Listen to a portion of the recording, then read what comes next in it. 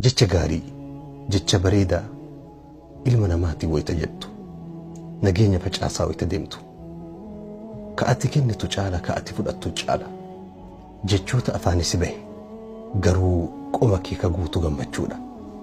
Iccitiin isaa nuti gaafa duniyaa tanarraa deemnu waan fudhanne caala, waan kennine fudhanneetiin duniyaarraa qajeela waan ta'eef jecha jettan, gocha hojjettan kamuu waan nama sanii gootan qofan sehinaa ofiif godhaa jirtan. Haajaa nama tokko wayita baasuudhaaf bitaa mirga olii gaddeemtu haajaa keetu ba'a.